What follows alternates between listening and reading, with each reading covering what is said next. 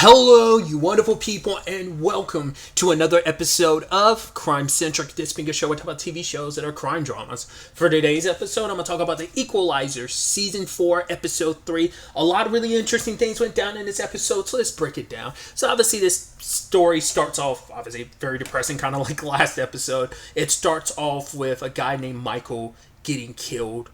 First, it kind of seems like it might be like he took his own life situation, but his wife doesn't believe that. I think they recently had a child, and it's like this is kind of their miracle child. So it's like, why would he do that? Things seemed good. He kept work and his personal life separate, so she wasn't quite sure. Like maybe it was something on the work side, but it's what really got Rob's attention when she actually went to like his job. He had made the day he died, he put in a work order to basically have maintenance like hang up a picture of him, his wife, and their daughter. So it's like, why would a guy who's about to potentially off himself like do that? It didn't seem right. So looking into it further as the episode progressed, there's a lot of interesting developments. The guy he bumps into earlier in the episode ends up being a crucial part to this. This guy's named Clay, played by Marvin Jones the third. Which I was looking, it took me a second. It wasn't till later on when he was fighting Mel and Harry, well, mainly Mel, but when he took her down, well, when she ended up ultimately taking him down, and then, like, they took the shades off, I was like, is that who I think? Yeah, and it's like, yeah. He's, the thing I best know him for is playing Tobias in the in Black Lightning. It wasn't till, like, quite a bit into Black Lightning that I found out he was a rapper. I had never heard of him. Like, he's probably well known, but my introduction to him was Tobias on Black Lightning, so I was like, interesting. It turns out he has a military history. He's a veteran. And I really like what they did with that story, especially how they kind of coincide that with, like, Mel. Like, obviously Rob felt a connection to him, but I think specifically Mel did too. I mean, because everyone's kind of feeling something in this episode because Rob is connecting with the widow in this episode because she's like, yeah, I know what it's like to grow up without a father. So, like, right, their baby girl's going to grow up not really knowing her dad. Rob lost her dad when she was pretty young.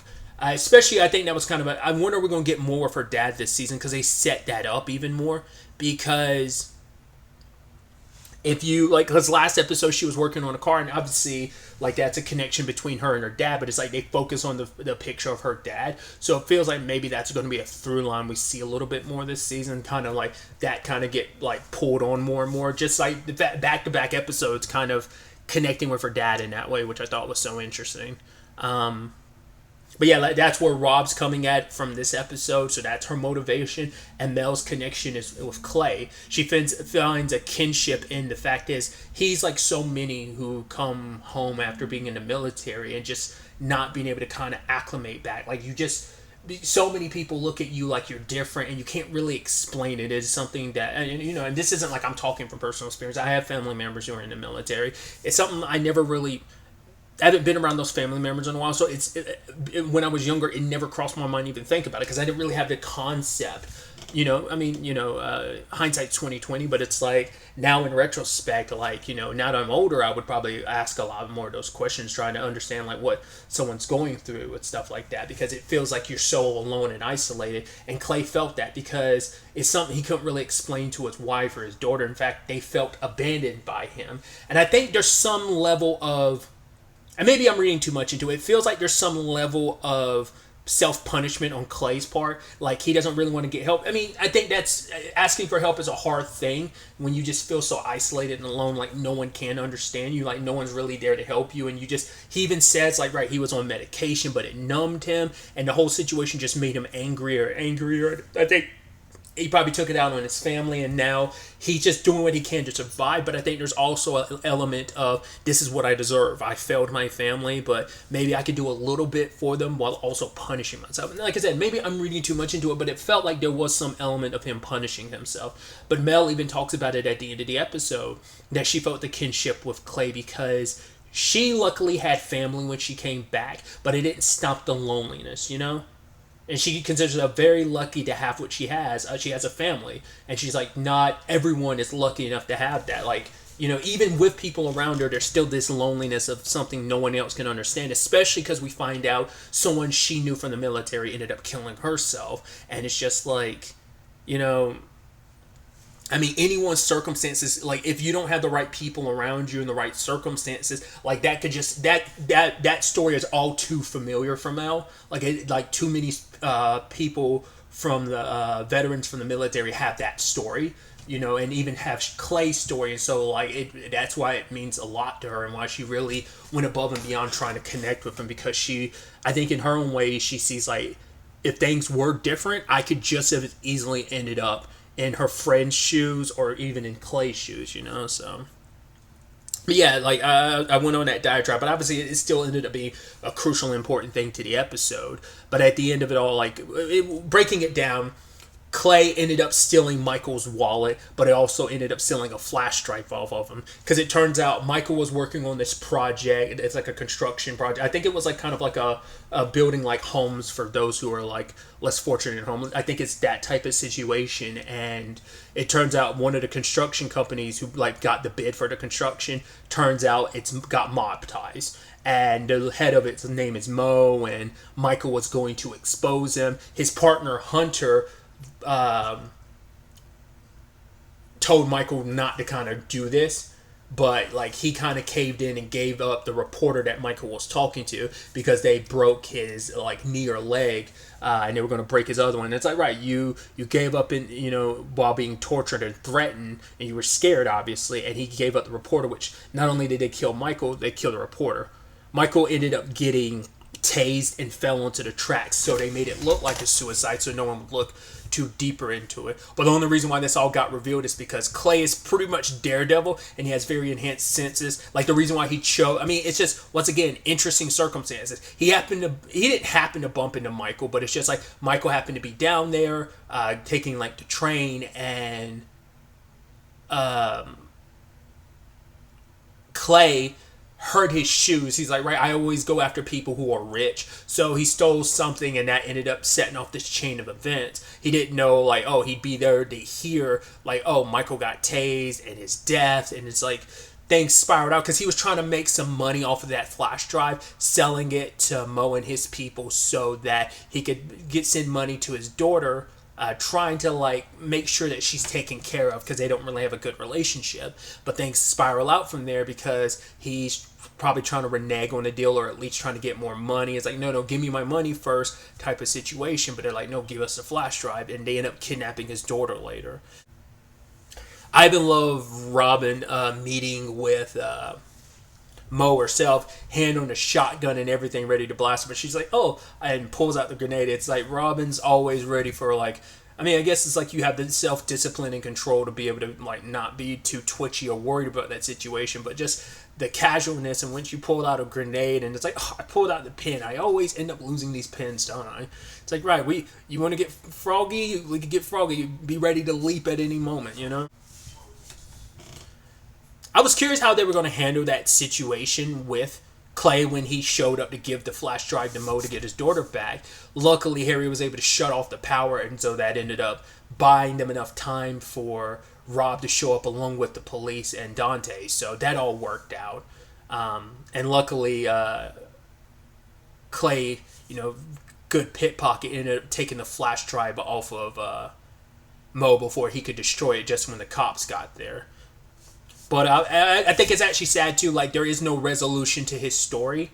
Once again, these storylines, there could always be the potential of circling back to some of these. But so far in the show, there's very few and far in between where these stories circle back around. Usually, most, like, I'd say, like, probably, like, 90% of the stories, like, with these, like, storylines like this typically end up being one-offs. Even Robin's like, she'll probably forgive you. Like, it might take some time, but he's almost kind of like, no, like, she might not, and that's okay. And, Mel wanted to give him help, but he's like, no, like, I'll survive on my own. It's just, once again, accepting help, because it's never helped out in the past, and it's just, once again, just accepting help in general is hard, and it's just sad that story resolved that way, because it's like, yeah, none of this would have happened if he hadn't, like, stolen that flash drive. Once again, it's just, he's trying to do what he can to help out. He's trying to do right by his family, even though, because he's failed, in his eyes, he's failed so much in the past. He let them down, and this was an opportunity. He saw an opportunity to give some money to his daughter, and it's like, right, when you've survived like that for so long, and that's kind of all you've kind of known how to survive,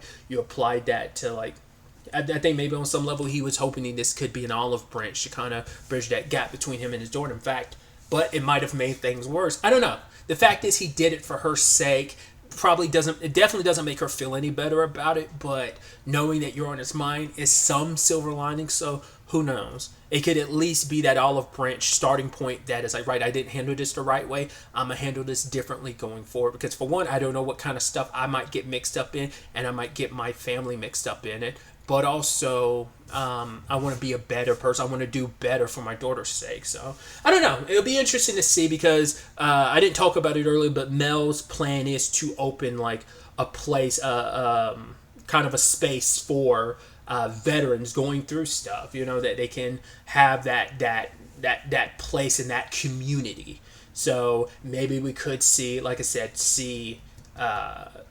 Clay pop up at some point in time later on in the story. Maybe not. Another angle to this episode is the Dante and Rob thing. It's still being, that thread is continuing to be pulled on a little bit as Dante slightly remembers, because I was curious what that role of this was going to be, like the injection from last season. I was curious, like, what role that was going to play in this episode. He had a vague memory of it. He talked to Harry. He's like, yo, did I say anything to Robin? Harry's like, yeah, you kind of said stuff along the lines of feeling stuff. He's like, what exactly? It's like, well, you know who you have to talk to about that. So later on, he's talking to Robin. He's like, yo, maybe we could go for drinks and stuff like that. I got some stuff to talk about, but we didn't get that this episode. So, because I think it's kind of putting things in perspective of like, yeah, he definitely likes Robin. Robin definitely likes him. So what are we going to do on that front? We'll have to wait and see. So there's that. I thought it was really sweet, the ending too, where the wife had showed up and she like oh, here's Rob. Like, she thanks Rob for everything because it's like, because of what Michael discovered and the evidence he had against Mo, they're all going to be prosecuted and taken down, and that her and Hunter are going to work together. That project that Michael was trying to get made, they're going to find different people, obviously, to work on the construction for it and get it made, and kind of in his honor, and Rob being able to kind of hold her and Michael's baby, and just kind of like, right, both in the situation of like, having fathers who are great men, But other than that, there's the other angle in this episode, which ended up being Delilah and Vi going to visit kind of an old family friend, Mr. Otis, and there they find out Mr. Otis had some company. It's quite the ladies' man at this kind of retirement home place. And it's like, yeah, once again, it was only like a couple years ago. I feel like it became, maybe it's always been a well-known thing, but I feel like it was only like a couple years ago that I feel like I really started hearing more and more about like, yeah, retirement homes end up being like riddled with STDs because it's just like everyone's just, you're old, you're just relaxing, ain't much to do but bang it out. You meet some companionship, everyone needs companionship, especially like some of the people there, like Otis, in example, like lost his partner, his dance partner, so enjoying himself. It's almost like being like in your 20s again, I guess. It almost comes full circle in a lot of ways in your later stages in life. But turns out someone at that facility was taking advantage of him. Basically, he was getting all these credit card payments he needs to pay for, and it's like, okay, so her Vi and Delilah work together to try and investigate this stuff. It was just kind of like a neat little, it is interesting, and I think that's fascinating, and it's something you see as the show has gone on more and more. Delilah and Vi stories are always heavily tied together. Like, Rob and Delilah have their moments, but it's never to the same length and extent. That isn't to take away from Delilah and Robin's relationship, but it is still that thing of it becomes more and more glaringly apparent as the show goes on, or just how much time Delilah spends more time in these episodes. At least once again, you never know the in-betweens, cases and episodes and stories and interactions we don't get to see on screen, but it's on screen she spends a lot more time with Vi. They end up in not shenanigans, but situations together. So, but yeah, they investigated and they found out. I kind of had a feeling at first. I was like, is it going to be the guy that was kind of a little rude to them when they first got up? I'm like, no. The lady that was there that was kind of very perky. I was like, oh, it's going to be her. It's always going to be the less assuming person, because it's because you're so hey guys, let's go do. And yeah, it's got to be you, which it is. Because at first I was like, not unless she's getting gifted all this stuff by someone who works there and she doesn't know it's coming out of Mr. Otis's like money or whatever. But it's like, no, she purposely did it, which is all kinds of jacked up. Because even Vi calls her out. It's like, you're supposed to be taking care of these patients instead of like you are taking care of yourself by taking advantage of these people. So that's sad, and especially because like for Mr. Otis, it's like it's a situation of his wife handled a lot of stuff. So it's like, right, when your partner was kind of like a part of you, where it's just like they were kind of like your right hand. You almost had this like almost borderline like phantom syndrome situation of like phantom limb syndrome, where it's like, oh, that limb's no longer there. He's like, yeah, she usually takes care of all that bill stuff. It's kind of like, I'll look into it myself, but Vi and them dead. So obviously I don't think he'll be any wiser, because just as like he was coming into the room after the chair yoga thing, I think he was unaware of like them resolving all of that. So but I love that Vi's takeaway from it was, Delilah, you better not put me in a place like this or I will kill you. So she's like, yeah, message received. Oh yeah, I forgot to bring this up too. I meant to bring this up during the Dante and Robin situation. His boss is cracking down more on that, which I'm like, I'm surprised you have this much of an issue with it, considering like the DA has like signed off on that. She's like super copacetic with Robin and everything, but his captain is very much like, yeah, we don't fly with that vigilante stuff, even though like, so Dante and Robin had that conversation of, yeah, we're gonna have to keep this low key. It almost plays into like this almost like, ooh, secretive torn affair, but it's also like, right, I just kind of got my job back like last episode. We don't want to screw that up. Not last episode, episode 1 of this season. Like, just got it back, so don't want to kind of rock the boat too much. So we're going to keep this operation like between us. We're going to have to be very secretive about it so we don't cause any issues. But I'm sure that's going to come up later on, where his boss is going to find out like, oh, are you moonlighting as a vigilante? We're supposed to be on the same page again. So we'll see where that goes. But that feels like a thread of like that's setting up her potentially finding out and there being fallout from that. But we'll see. Just like the DA had her change of mind when it came to Robin, I'm sure she can too, but it's that line between justice and vigilanteism, I'm sure like that. She's very like by the book. She sees things so black and white despite the gray of it all, because Dante himself has come to recognize the gray of it, because he's recognized the role that Robin plays, what she can do, what like cops are limited in what they can do, and she has a lot more freedom. And it's also being there, he gets to toe that line of gray too, because he, being a part of that operation and being able to do good, where your job doesn't always allow you to extend that far outside the lines in some capacities, for good reasons obviously, but it's a double-edged sword. There's good to it, there being lines, and then there's bad sides to there being lines that you can't cross in that gray area. But obviously Robin them stay on the more good side of the gray area versus like other things. Like his dad is an example of the bad side of the gray area. So I mean, but that's more like his dad's a little more black and white than gray in a lot of capacity. But either way, like I said, it's gonna be interesting to see where the next episode takes us with all of this. I don't know if this is going to go up later today. Probably not. I'll probably end up putting this up tomorrow. But yeah, the new episode airs tonight, I believe. Not unless there's not one this week, but I'm pretty sure there is one this week. But either way, that's really all I wanted to talk about. So the next time we meet, be happy, be safe, live life to the fullest, and enjoy it. Good day and goodbye.